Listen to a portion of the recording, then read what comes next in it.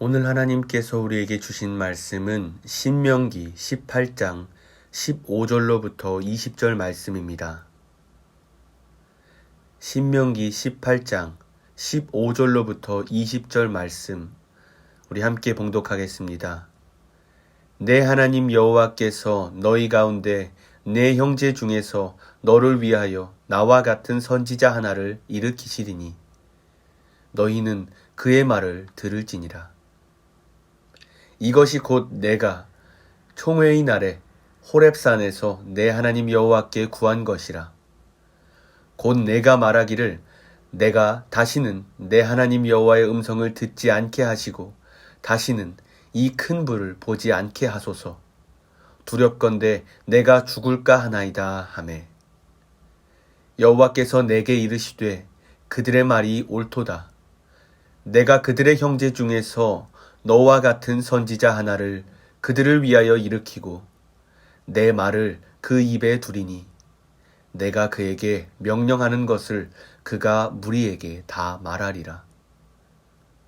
누구든지 내 이름으로 전하는 내 말을 듣지 아니하는 자는 내게 벌을 받을 것이요 만일 어떤 선지자가 내가 전하라고 명령하지 아니한 말을 제 마음대로 내 이름으로 전하든지 다른 신들의 이름으로 말하면 그 선지자는 죽임을 당하리라 하셨느니라. 아멘. 이스라엘 백성은 일상 생활에서 지켜야 될 갖가지 율법이 있었습니다.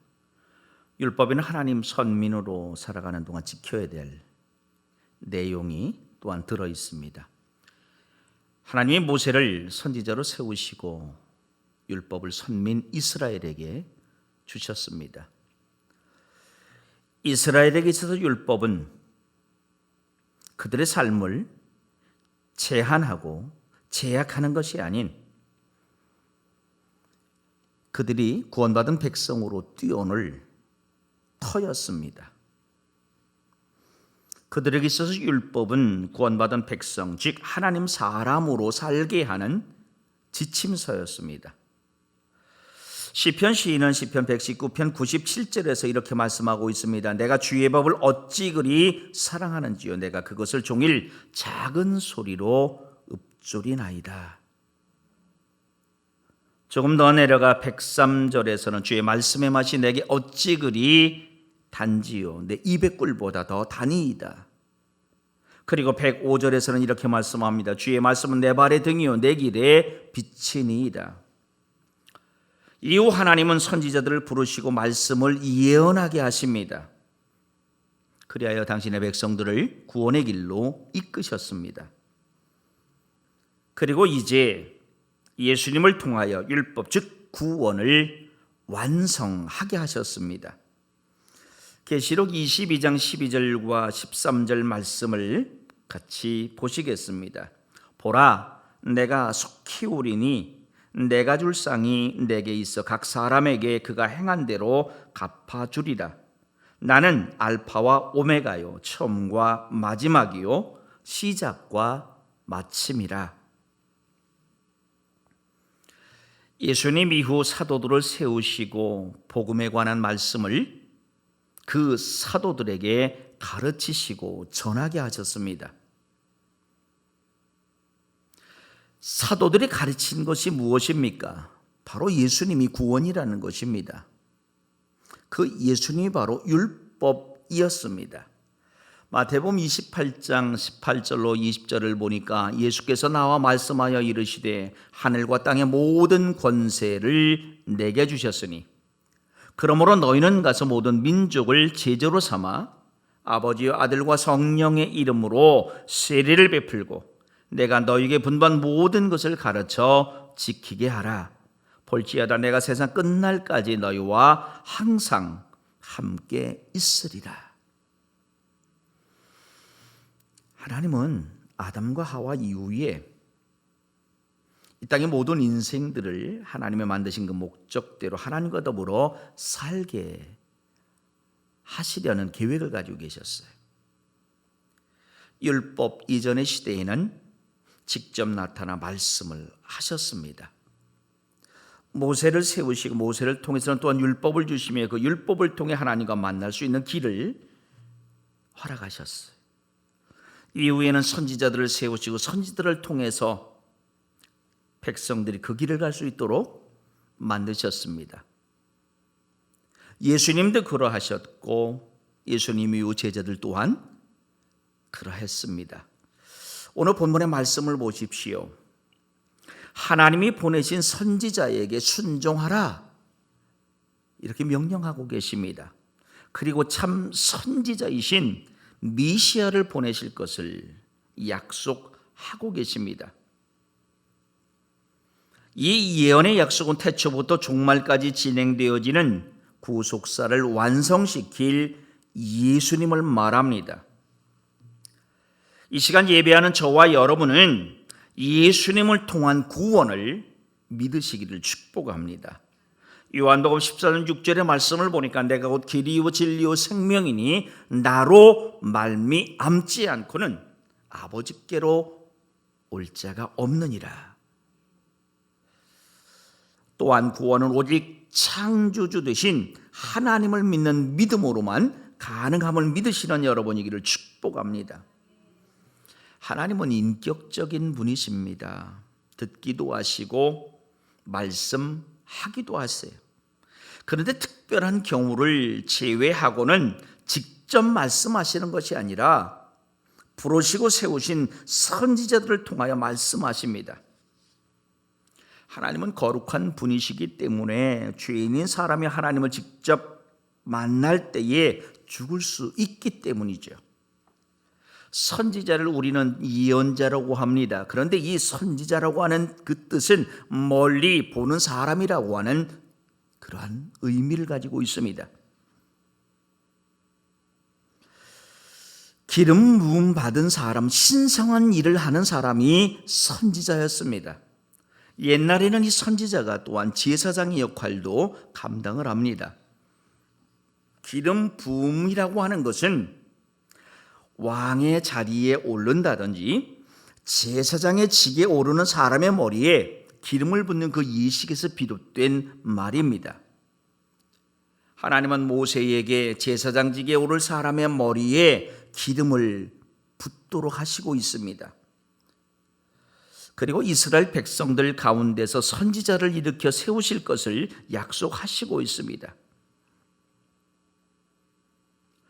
오늘 우리가 함께 나누고 있는 그 신명기 18장 조금 앞절 9절로 12절의 말씀을 보면 하나님은 이스라엘 백성이 하나님의 뜻을 알기 위해 이방인 점술가나 무당에게 갈 필요가 없음을 말씀하시고 있어요. 네 하나님 여호와께서 내게 주시는 땅에 들어가거든 너는 그 민족들의 가증한 행위를 본받지 말라. 이렇게 말씀하시고 있어요.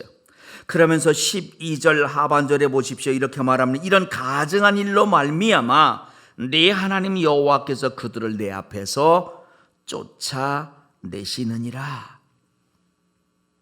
이 중간에 나오는 내용이 어떤 내용입니까? 어떤 점쟁이나 기둥을 말하는 자, 요술을 하는 자, 무당, 진언자, 신접자, 박수, 초혼자들을 용납하지 말라라는 것이에요. 다시 말하면 하나님 외에 다른 어떠한 말에도 귀 기울이지 말라라는 것이죠. 하나님 외에 다른 어떠한 존재에도 의지하지 말라라는 것이에요. 그래서 오늘 우리가 함께 본 그 15절의 말씀을 보십시오. 네 하나님 여호와께서 너희 가운데 내 형제 중에서 너를 위하여 나와 같은 선지자 하나를 일으키시리니 너희는 그의 말을 들을지니라. 이스라엘 백성은 하나님이 부르시고 세우신 선지자의 말을 들어야만 했습니다. 하나님은 백성에게 선지자 하나를 일으키시겠다고 말씀하고 계십니다. 그들은 세우신 그 선지자의 말을 들어야만 합니다. 왜냐하면 그 선지자의 입을 통해 나오는 말이 바로 하나님의 말씀이기 때문입니다. 결국 선지자는 하나님이 주시는 구원을 백성들에게 선포해야 할 의무가 있습니다. 구원자가 되어야만 합니다. 그 15절 말씀을 보십시오. 내 형제 중에서라고 말합니다.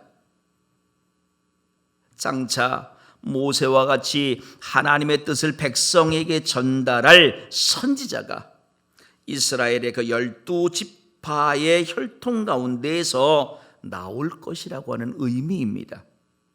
신명기 17장 15절에서 반드시 네 하나님 여호와께서 택하신 자를 네 위에 왕으로 세울 것이며 내 위에 왕을 세우려면 내 형제 중에서 한 사람을 할 것이요 내 형제 아닌 타국인을 내 위에 세우지 말 것이며 이렇게 말씀하고 있습니다. 그런가 하면은 또한 중반절에서 나와 같은 선지자 하나를 일으키시겠다고 말하고 있습니다. 이때 말하고 있는 선지자, 그 말씀은 선지자에 관한 약속입니다. 모세 이후에도 계속해서 하나님은 이스라엘 백성 중에서 선지자를 세우실 것을 약속하고 계시는 말씀입니다. 그런데 이 말씀에는 또 다른 숨은 메시지가 있습니다. 바로 메시아에 대한 예언입니다. 일찍이 모세는 백성뿐 아니라 주변 모든 사람들에게 있어서 선지자였습니다. 제사장 같은 존재였고요, 왕 같은 존재였습니다. 신명기 34장 10절의 말씀을 보십시오. 그 후에는 이스라엘에 모세와 같은 선지자가 일어나지 못하였나니. 하나님은 친히 모세를 선지자라 이렇게 말씀하시고 있어요. 그런가 하면 출애굽기 24장 6절의 말씀을 보십시오. 모세가 피를 가지고 반은 여러 양푼에 담고 반은 제단에 뿌리고 제사장이 하는 역할을 하고 있습니다. 더 나아가 신명기 33장 5절의 말씀을 보십시오. 여수론에 왕이 있었으니 곧 백성의 수령이 모이고 이스라엘 모든 지파가 함께한 때로다. 여러분, 여기에서 말하는 여수론은 이스라엘을 상징하는 단어입니다. 왕이 세워지지 않을 때였지만 모세를 왕과 같이 부르고 있습니다. 이처럼 다윗의 자손 여호와의 종 인자로 장차 오실 예수님을 예표하는 말씀이기도 합니다. 즉 하나님은 지금 모세를 세우셨듯이 이후에 이 백성을 구원할, 이 땅 인생들을 구원할 메시아 예수님을 보내주실 것, 세우실 것을 약속하시고 있습니다. 더 나아가 16절의 말씀을 보십시오. 이 16절의 말씀이 어떤 말입니까? 이것이 곧 내가 총회의 날에 호렙산에서 내 하나님 여호와께 구한 것이라. 곧 내가 말하기를 내가 다시는 내 하나님 여호와의 음성을 듣지 않게 하시고 다시는 이 큰 불을 보지 않게 하소서. 두렵건대 내가 죽을까 하나이다. 이 16절의 말씀은 17절에 있는 말씀과 연관시켜서 이해를 해야만 합니다. 17절의 말씀은 이렇게 말합니다. 여호와께서 내게 이르시되 그들의 말이 옳도다. 16절의 말씀을 들여다보면 모세가 하나님께 기도하는 내용 같은데 17절의 말씀을 보면 그것이 아니에요. 하나님이 이스라엘 백성을 택하셨습니다. 그리고 가까이 하기를 원하셨어요. 그런데 그들이 죄로 하나님과 가까이 할 수가 없었습니다. 16절에서 모세가 하나님을 향해 간구하는 내용은 모세가 백성들의 간구를 듣고 그들을 대신해서 하나님께 기도를 했던 내용이라는 것을 알려주고 있습니다. 실제로 출애굽기 20장 19절의 말씀을 보면 백성이 모세에게 이렇게 말합니다. 모세가 이르되 당신은 우리에게 말씀하소서 우리가 들으리이다. 하나님이 우리에게 말씀하시지 않게 하소서 우리가 죽을까 하나이다. 하나님이 그들에게 나타나셨어요. 불꽃 가운데 나타나셨던 거예요. 그때 그들이 두려워합니다. 그리고 모세에게 이렇게 간청했던 것입니다. 그래서 하나님은 모세에게 18절에서 이렇게 말합니다. 내가 그들의 형제 중에서 너와 같은 선지자 하나를 그들을 위하여 일으키고 내 말을 그 입에 두리니 내가 그에게 명령하는 것을 그가 무리에게 다 말하리라. 오늘 본문 말씀 가운데 정말 귀하고 귀한 말씀이 18절에 있어요. 하나님은 당신의 말씀을 선지자의 입에 두시겠다는 말입니다. 선지자 측의 신적 기원의 근거가 바로 이 말씀에 있어요. 즉 선지자는 하나님께서 부르시고 세우셨다는 것이에요. 내 말을 그 입에 두리라. 선지자가 백성들에게 선포해야 할 말을 하나님이 직접 그에게 계시 주시겠다는 말씀이죠. 이런 점에서 선지자는 하나님의 뜻을 전달하는 전령입니다. 또한 그분의 말씀을 대언하는 대언자였습니다. 그래서 그들은 줄곧 예레미야 13장 1절에 보십시오. 여호와께서 이와 같이 내게 이르시되, 에스겔 6장 1절 여호와의 말씀이 내게 임하여 이르시되, 하나님이 나를 통하여 말씀하십니다라고 전제한 후에 메시지를 선포했던 것을 우리가 볼 수 있습니다. 더 놀라운 것은 하나님의 이 말씀은 출애굽 후 시내산에서뿐 아니라 신명기 모세의 회고에서도 말하지는 않습니다. 오직 본문에만 나타나 있어요. 지금은 모세를 백성들 가운데 하나님의 말씀을 대언하는 선지자로 위임하셨다는 것이에요. 동시에 앞으로는 모세와 같이 말씀을 대언할 선지자를 계속 부르시고 세우실 거라는 약속의 말씀입니다. 그러므로 이 시간 예배하는 여러분들은 세우신 종의 입에 말씀을 두시고 선포하심을 믿고 그 말씀에 순종하는 여러분이기를 축복합니다. 하나님의 말씀은 단순한 소리가 아닙니다. 또 어떤 일반적인 논설, 소설도 아닙니다. 하나님의 말씀은 생명의 소리입니다. 그래서 그 소리를 듣는 사람은 사는 것이고 그 소리를 외면하는 사람은 죽는 것이. 선지자는 하나님의 말씀, 즉 생명의 소리를 위탁받아 백성들에게 선포합니다. 그러므로 선지자의 선포하는 말씀은 개인의 소리가 아닌 하나님의 말씀입니다. 하나님의 종은 자신의 말을 해서는 안 되고 또한 하나님 말씀에 자기의 말을 섞어서도 안 되는 절대적 이유를 우리는 이 말씀을 통해 알게 됩니다. 하나님의 종은 하나님 말씀을 가감없이 전하는 사람입니다. 그렇게 이스라엘 백성은 반드시 선지자의 말씀을 듣고 그 말씀에 순종해야만 했던 것입니다. 그리고 그들이 선지자의 말을 듣고 순종하지 않을 때에, 즉 그 말을 듣지 않고 불순종했을 때에 하나님은 그들에게 징계를 내리시고 있습니다. 오늘 본문 19절에서도 이렇게 말씀합니다. 누구든지 내 이름으로 전하는 내 말을 듣지 아니하는 자는 내게 벌을 받을 것이라. 내 이름으로 전하는 내 말은 무슨 말입니까? 선지자라 할지라도 하나님께서 주신 그 말씀만을 대언해야 된다라는 말이죠. 그리고 18절에 있는 그 말씀처럼 하나님이 명령하신 말씀만을 선포해야 된다는 것이에요. 그래서 20절에 보니까 경고의 말씀이 또 나옵니다. 이렇게 말합니다. 만일 어떤 선지자가 내가 전하라고 명령하지 아니한 말을 제 마음대로 내 이름으로 전하든지 다른 신들의 이름으로 말하면 그 선지자는 죽임을 당하리라. 여러분, 여기서 말하는 제 마음대로라고 하는 말이 무슨 말인지 아십니까? 주제 넘는다는 말입니다.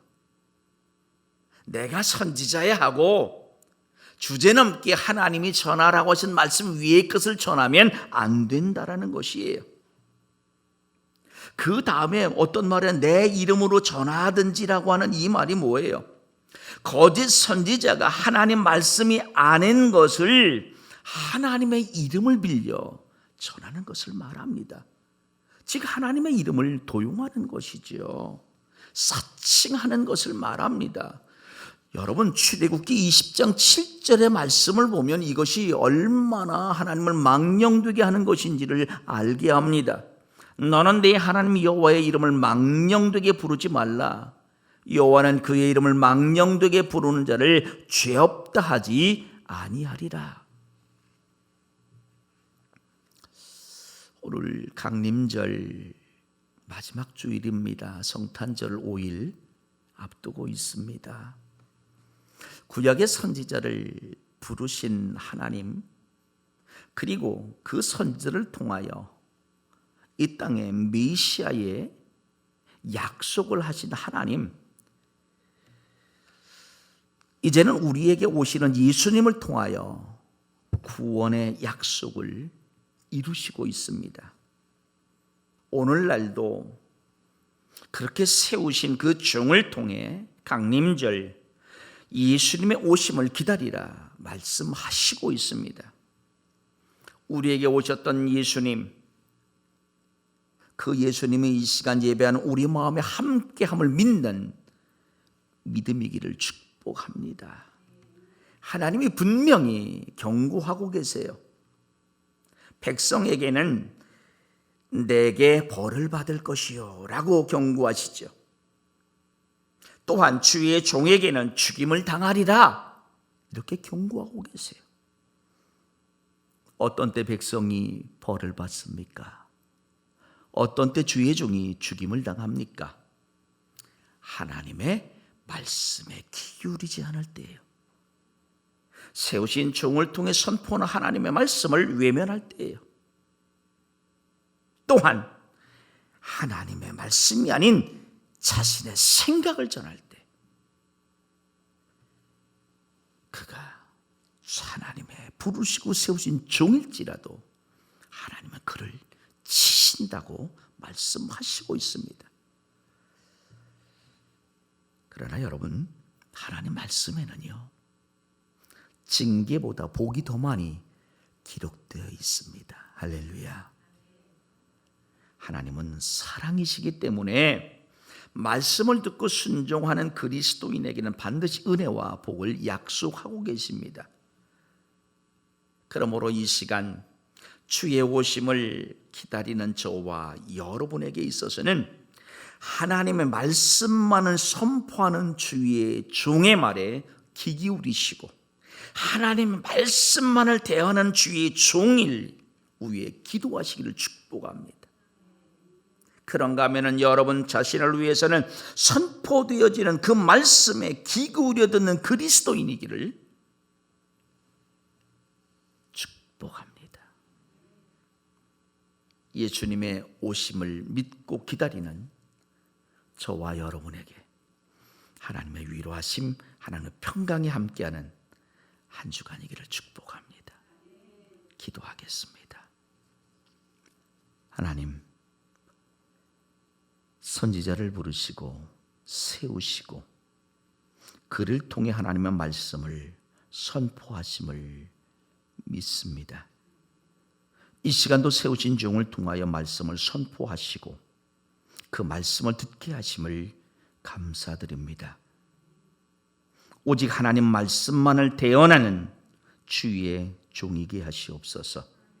그 선포되는 말씀에 귀 기울이며 그 말씀을 듣고 그 말씀에 순종하는 그리스도인이기를 기도하옵나니 주님 그렇게 우리를 만들어 주시옵소서. 감사하며 예수님의 이름으로 기도하옵나이다. 아멘.